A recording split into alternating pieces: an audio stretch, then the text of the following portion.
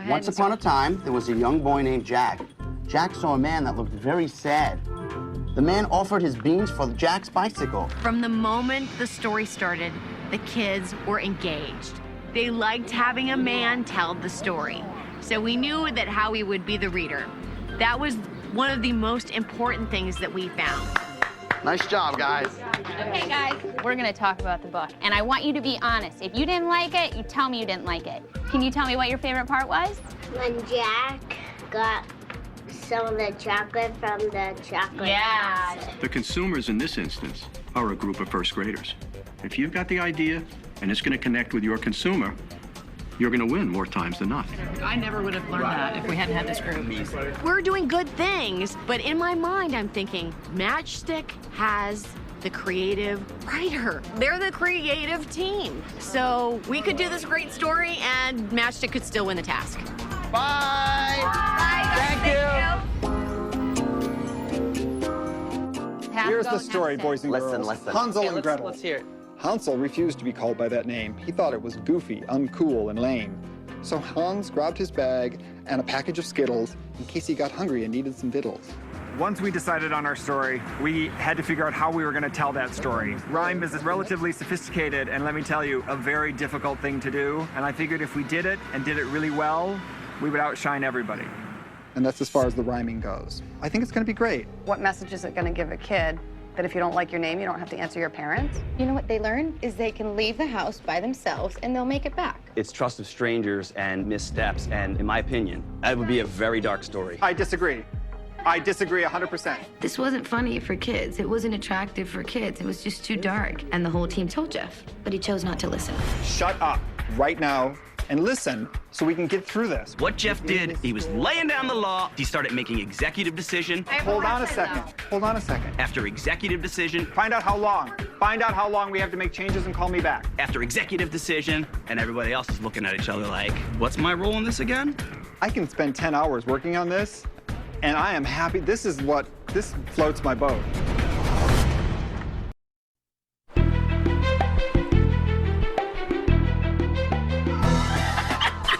Oh my gosh. Wow. After 30 hours of being awake, I had a mock-up at 10 o'clock the next morning of what we were going to do. And since Dawn was going to be our reader, she'd been home for 12 hours to prepare. We have about 50 minutes. Fair enough. What I would like to do is I would like Dawn to read through this in front of us. My stomach's growling. Can I grab some food? No. We have to stop. She wants to stop. Listen, I want a banana before I talk. Can you guys wait 20 seconds for me to run to the kitchen? someone else will then you Is that cool? I mean, whoa. It's a little shocking. We were standing around the bed waiting to read the book, and she wants to go get something to eat. There's no sense of urgency for her. It was so disrespectful. I want to sit down on the floor with the kids when I do this. I would recommend that you not do that. Why? We don't need you to be a likable person for the kids. We need you to be a powerful presenter to the executives. All right, we are not on the same page. I would be terrified if an executive came in and read me a story standing up and looking down at me. I didn't say you had to stand. I just said I don't think it's appropriate to have you I said sitting I was going to sit on down. the floor with the kids. All right, if details like that matter to you at this point, I would like to hear from everybody and we can all decide. Dawn, at this point, I'm the project manager, and I am... Tell me what to do and I'm going to do it. Do you want to pick out my wardrobe today, too? It's getting a little ridiculous. Okay, I'm trying to be positive. I'm going to ask you to step down, and I'm going to ask you to read today, okay? Yep. I'm going to go take a shower. And you're because a team player. You're part of the team? I am. I'm actually the leader of the team. And if you don't see that this is good for the team, then you are not playing on my team. You keep talking. I am not engaging you. Frustrating. I don't care. You should stop engaging me because I'm going to shower now. I'm trying to make If you would like to join me in the bathroom, you may, but I'm going to be naked. I am not kidding. I'm trying to be... I don't care what you're trying. You're failing. Jim, let's go. Now. Everything we've done so far has been great, but now it's up to the children. Over here, Anna. Yeah. All right, you guys, careful. Two of my friends are going to come in and read you guys a story. Does everybody here like stories? Hello.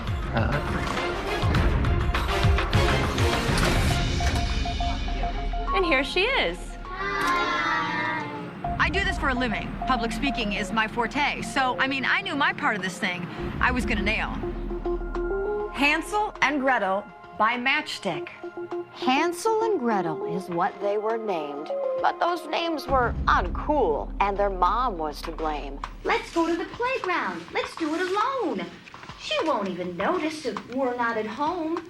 They had to go in. They had to see more. Their parents' strict rules, they had to ignore. The children were engaged in that focus group, but they weren't roaring with laughter, and I don't think that we really reached the child in the way that we were anticipating we would. The end. Well, thank you very much. Everybody say thank you. Thank you. All right. What'd you think of that story? What'd you think? Just tell me. Story was good. It was good? Okay.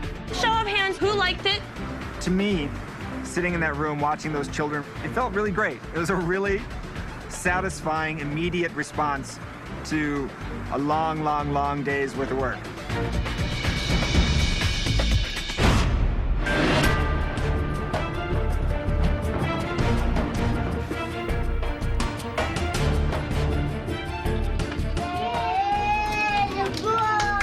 You can have a seat right here. Thank you. I like your hair too. I like your hair. All right, guys, pipe down. Jack and the Beanstalk. Did you know the real story about Jack and the Beanstalk? No. Well, my name is Jack. One day, I met a man who looked very sad. Why are you so sad, I asked. One of the things that I kept telling Howie is that when he read the book, even I, and I'm not 6 years old, believed Howie turned into Jack. I dove deeper and deeper into the ocean. At the bottom, I found a treasure chest full of gold. It was really great to watch Howie because we were seeing that we had connected with our audience. The end. Some of you guys liked it. Who liked it? Yeah, all of you guys liked it? Yeah. You like the chocolate castle? The rest of the team started celebrating immediately, and I was actually pretty quiet because all I could think about is we're still not sure. There's still a chance that we may not have won. Hello, Chip. Martha. Hey, how are you? So how did they do? They did a good job, and I think we also have a clear winner. So should we call the teams in? I think that was a good idea. Primarius, Matchstick, come on.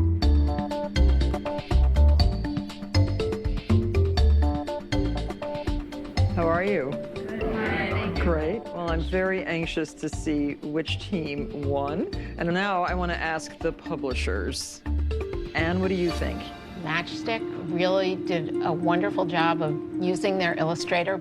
Usually when you turn the page of a book, you like to create suspense with the page turn, and I think that happens over and over again in this version. I like that. That's a wonderful That's a picture. winner. What they did less well is they chose to write it in a kind of rhyme scheme, which is something that very few people can do well. I mean, of course, Dr. Seuss did it brilliantly, and the results were hilarious. Take longer than It's a week to do a extremely book like difficult. this, right? It's in rhyme. extremely difficult not to have the rhyme feel forced. You're gonna risk it. You better be hilarious. Yeah. There's not a lot of laughs.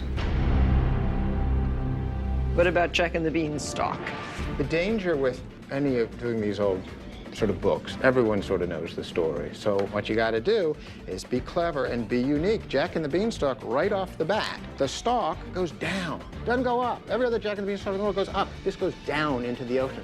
Also, it's done in the first person. Additionally, look at the bookmaking. They do a lovely job with the production. End papers, but at the end of the day, Martha, 2 great jobs, a lot of hard work.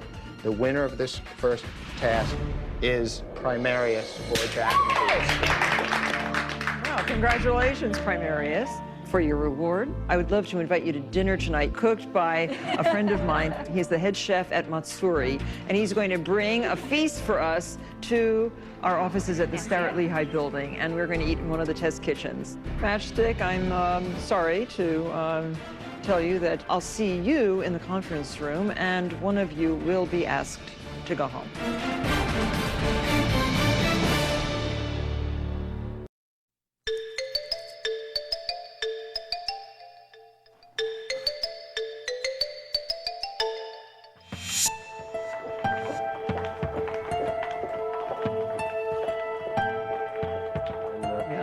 Hey, well, welcome. This is Ono-san, who is one of the owners and the chef of Matsuri restaurant. So our candidates won their task today. Oh. So we're celebrating. It's beautiful. That's the fresh, looks like fresh wasabi. Yeah. It grows under running water. And it's so beautiful to go to a wasabi farm. It's art. It's art on a plate. I heard Howie did a really great reading today. Do it again. I would love to hear you read it because I would. But I think that's the whole thing about what I said about connecting with your audience. I was psyched. I finally felt like this was my chance to catch Martha's eye, get to know the real Howie. I think I could possibly be falling in love with Martha Stewart.